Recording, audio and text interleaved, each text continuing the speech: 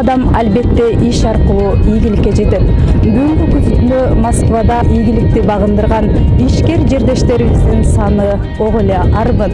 Андыктан өз аракеттери менен бизнесин түттү. Бөтөн жерде мыкты ийгиликтерге жетишкен журтташтарыбыз менен мактануубуз жана сыймыктануубуз абзел. Саламатсыздар урматтуу көрүүчүлөр. Бүгүнкү биздин көрсөтүүбүздө Оксана Журчиева жана Нурбек Маматов жаш ишкер жубайлар болмокчу.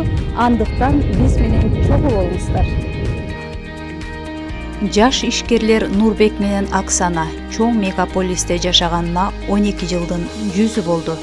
Учурда 5 баланы тарбиялаган жубайлар Москва Ситинин жанындагы батирде жашашат жана андан алыс эмес жерде иштешет. Бири-бирине эриш аркак болгон ишкер жубайлардын биргеликте ачкан бизнеси мына ушул чакан шамшум этүүчү жайы. Түшкөн кирешеси көп балалуу үй-бүлөгө кеңири жетип, ал тургай Москвадан батир алууга да жетишкен. Өз жумушуңа жүрөгүңдү берип ыхлас менен жасаганда гана анын үзүрү сага экеселеп кайтат. Ишимден ырахат алам жана шүгүр айтам деген каарманыбыз кесипкөй кыргыздын тың мырзасы экени көрүнүп турат.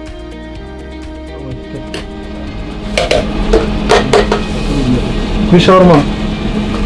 Baking tutaylar bize.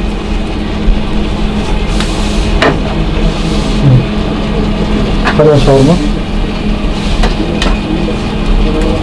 Bu şimdi biz şarma 20-25 kilogram asarız bu yerde. 25 kilogram. Saat 1'e çeyin saat tutarız. Biz saat etmeden saat 7:30 başlar. 7:30 başlar. Şu an için saat 1'e çeyin işleyiz.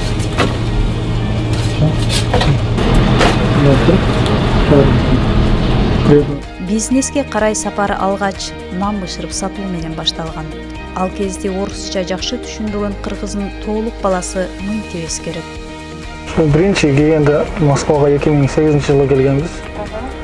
Келип, келип эле мен ошо дворникке киргем, дворник болуп иштеп, амалда 7000 айлык болчу. Анан ошол маалда эле биз bir подвалда жашайт болчук да, подвалда.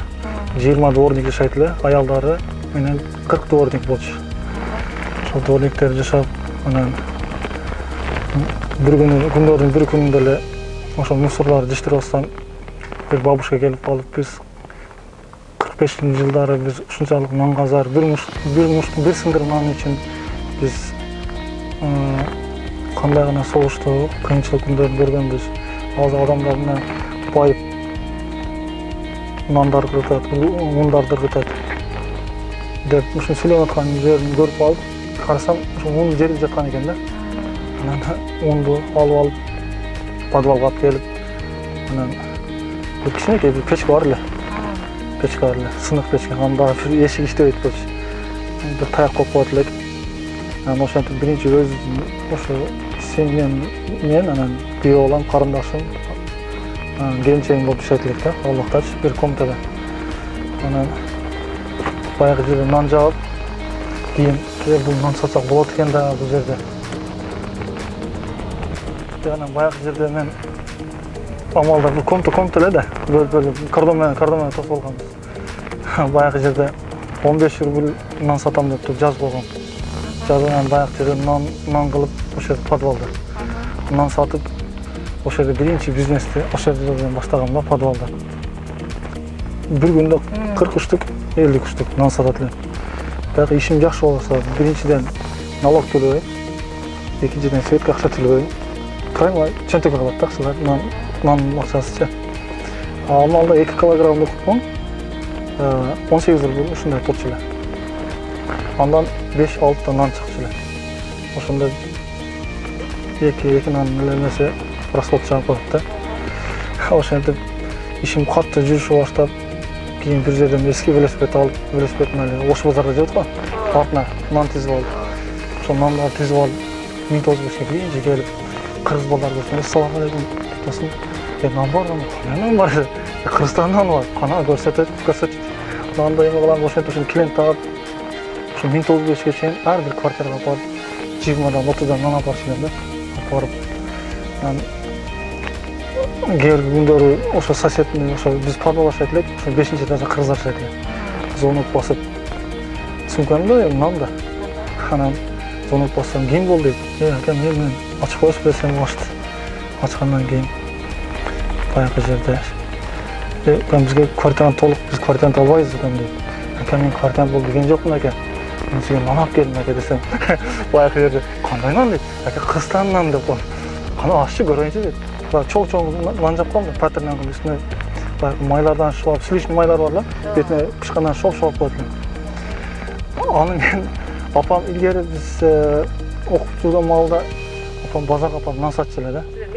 Мектепте окуп жүргөн маалда ушундай кыйынчылык бир убакыттар болду да, бир 95 жалалатта. 95-жылдар, 97-жылдар кыйын zaman болду го бир убактарда. Ошол маалда апам нан жаап сатчу эле. Ошол маалда көрүп калган экенмин мен баягы майшып алган тамыз. Ошо майшып алып, ошол жерде нан жаап, анан ошол квартира мындай коридорго кирсем, жаман патинкалар тизилип турат да. Анан мен келип эле Москвага келип эле мен подвалга киргем да. Квартира деген көргөн эмесмин махалда. Анан келсем, квартираны келди дагы. Жок, квартираны келиптир, бул нан алып келиптир деп. Кандай нан алып келиптир дейт. Кыргыздардын нан алып келиптир дейт. Нанды көрсөтсөм, кана деп баягы жерде 5-6 тонна уже алып коюшту. Эртең сөз тап келген экем дейт. Болуптур. Деп баягы маал ошентип отуруп ишим алдыга жүрө баштадым да. Анан бир күнү нан калбай калды. Клиенттерим звонок кылып мага 7 тонна алып келди. Ака, калбай калды, мен сага ишеним атайын, мен магазинден албай келдим. Каяктан болсун таап келген ошо нанын деп урушкан күндөр эсимде да. Жолдошумдун нан бышырып сатканына намыстанып, а дегенде каршы болдум. Өзүм жогорку билимдүү, орус тилин жакшы билгендиктен кайсы гана жумушка кирбейин, дароо көнүп, жакшы маяналарды алчумун деген аксанайым Орусиядан а дегенде эле ордун тапканын айтат. Мен ошол жерде официант болуп иштедим. Ал жерде шуструй болуп, аябай жакшы иштеп, аябай жакшы чейгөлөрдү алдык, акча чогулттук. Анан секиз квартира снимать эттик. Анан ошо иштер угуна түштү. А мен болсо ушул жерде эле детский польский магазинде продавец болуп иштеп, анан кийин менеджерге чейин көтөрүлдүм. Анан кийин анда уже 2 балалуу болдук эле, 3-үчүбүз уже төрөлөп болуп калды эле. Конко эле төрөп. Нан менен башталган алгачкы майда ишкерлиги ийгиликсиз аяктаганын Нурбек мынтип эскерет. Бир күнү ошондон чоң печке алып келген, бир нан салганда 4 та нан пышат да баягы жердечи. Анан бияк карап туруп, уктап турган, белин таап келген, бияк карап жатып, ошончо уктап калдым. Бир маалда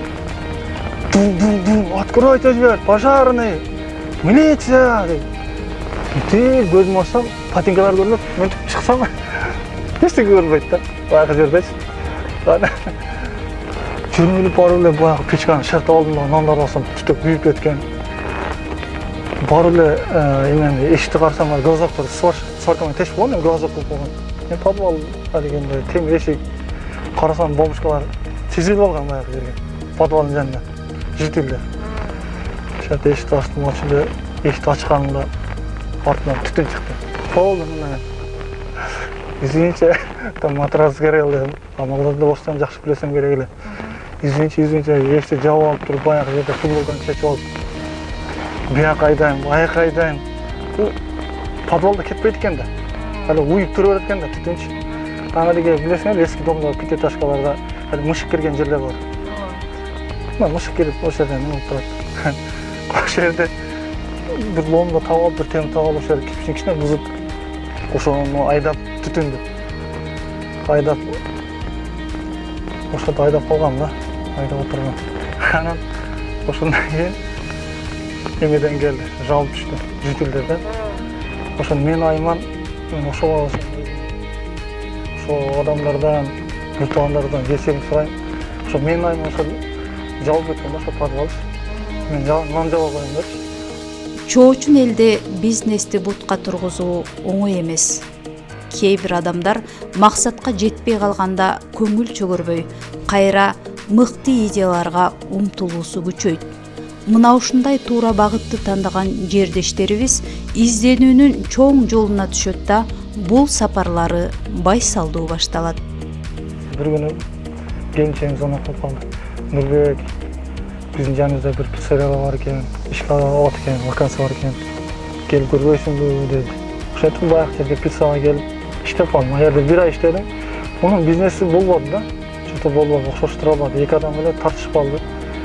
Кийин ал бизнести сата алып жатып калышты. Эң кызык жери ушул жерден башталат. Анан баягы жерде 150 миңге сатамын деди баягы жердечи. Оборудованияларды өзүм. Анан айттым, мен хорошо. Бирок мен бир тиын акчам жок. Кече эле киргем зарплатага. Зарплатам ушул квартплата берип ушул менен жок болгон. 9 миң айлыгым калган. Анан баягы жерде мен алам дедим. Бирок каяктан алам, бирок билбейм ал акчанычы. Анан баягы жерде менден мурун иштеп кеткен бир бала бар эле. Ал келип туруп 200 миңге алам деди. Анан мен 5 жыл стажым бар, повар болуп иштеген. Мен уже көзүм жетип атат. Ушуну алып кетишимечи. Анан баягы жерде мен алам дедим, 250 миңге алам дедим. Бирок акчам жок мен бул жердечи. Ошон акчам жок. Кайсы акчам алып атам түшүнбөй. Кызганып атам да, баягы алып алайын деп. 270 миң берем дедим. Мен дедим 300 миң берем дедим. Баягы жерде аукцион болуп кетти. Анан 300 миң точно бере аласың сен дедим. Берем деді, баягы жерде. Анан аялыма звондадым, Оксанага ушу сатып алып койбойду. Анан келинчегим келип, сен кайсы акчаны аласың сен оны? Оксана дедим, бир идея бар дедим. Ушуну кылбайлыбы дедим. Мен азыр бир досум бар, ошондон 50 миң сурайм. Сен болсо, пожалуйста дедим. Мен алып кетем ушуну дедим. Сен алтындарыңы ломбардка коесуң дедим. Ал досунан 50 миң алды.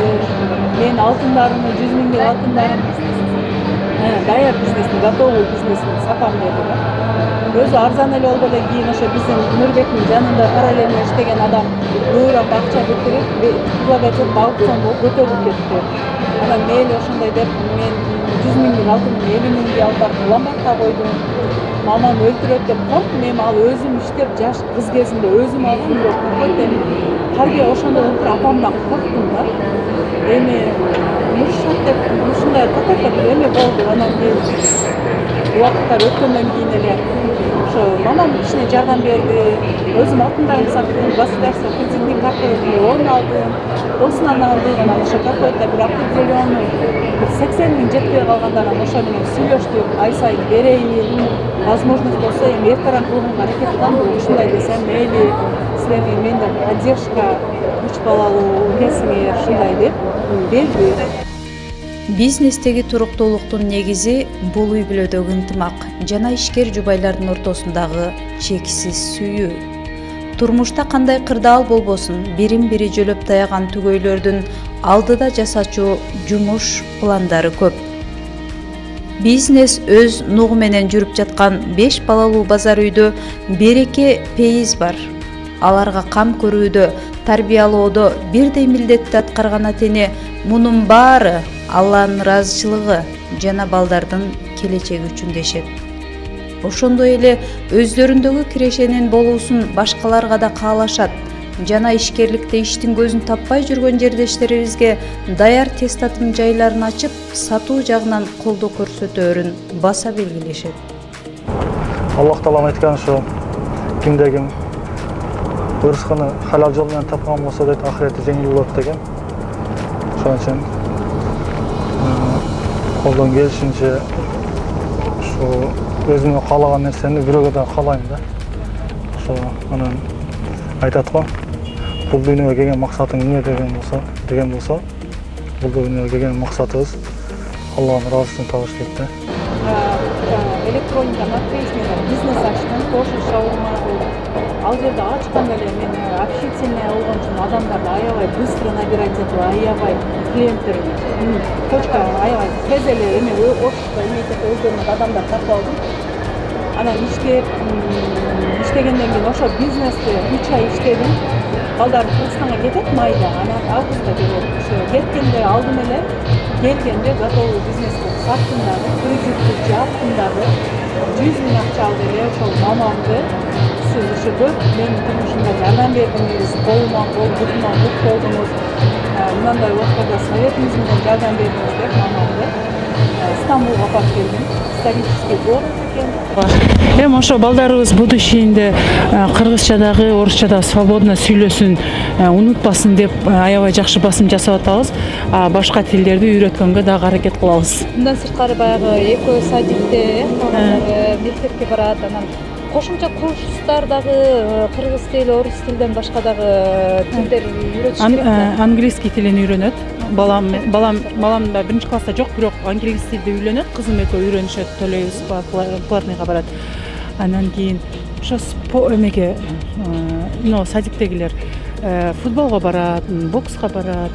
Анан кийин ар неделяда ошо Москва бизде Собянин уюштуруп турат. Ошо многодетныйларга бесплатный эмелерди ошол жактарга апарып турамын. Ал жакта бардыгын үйрөтөт, обучение кылат да.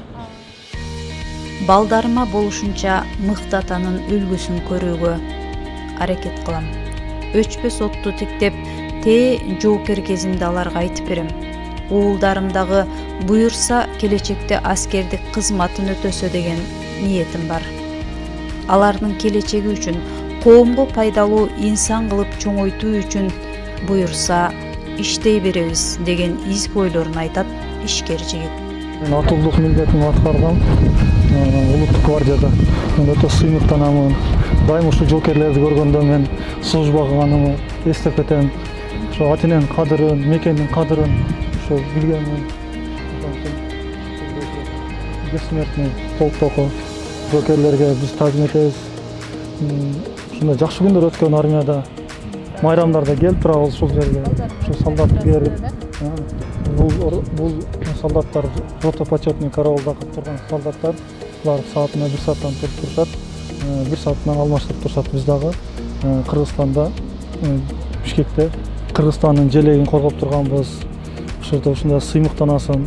Мен Кыргызстандын атынан ушу желекти коруп турамын деп ушундай патриотизм ойгонот да. Ал жердечи өтө бир сыйынганыңа өтө бир кубанычың батпай кетет. Мен үчүн үйдө отуруунун кажети жок. Буюм рухсат берсе, сен иштеп, коомдук иштерге, балдарды көчөгө чыгып, элдерден жакшы нерселерди алып, балдарыңа үйрөткөнгө дагы жардам болот. Ошон үчүн мен ар бир аял иштеш керек. Үйдө отургандан көрө иштеген аял өзүн карайт. Нурук атеме бир тууган досторубуз аман болсун. Кыргызстандагылар тынч, биз тынч, Кыргызстандагылар аман, биз аман. Кыргызстаныбыз бар, биз бар дегенде, дегенде ошолор тынч болсо биз дагы мындай жакшы иштеп, жакшы жүзө алабыз. Ошол ар бир ким максат кылса, ошо максатына жетсин. Бирөөнүн элине, бирөөнүн жерине бөйдөк кырсык, уруш жаңжал, жаман сөз, жаман көз, жаман адам, уруш сыркоо өлүмдөн сактасын. Ушу Кудайым буйруса ошол балдарыбызды тартиптүү, акыл эстүү, ыймандуу кылып чоңойтуп, ошо элибиз, жерибиз үчүн кызмат кылганга насип кылсын. Ушул жакшы күндөрдө буйруса жолугу берелик. Кылган маегибизге чоң рахмат. Ийгилик сыры жана анын жыргалы менен кууралуу тууралуу ой бөлүшкөн бүгүнкү каармандарыбыз менен канчалык баарлашпайлы маегибиз бүтпөөчүдөй. Кумурскадай мээнеткеч, тобокелчи, бири-бирин ар тараптуу толуктап турган мындай уул кызы менен жалпы журтубуз сыймыктануусу керек. Мындайлар Кыргыздын кыйын уул кызы деген мактоолорду улутубуздун дарегине даала ирет жаадырып алкыш алып берер.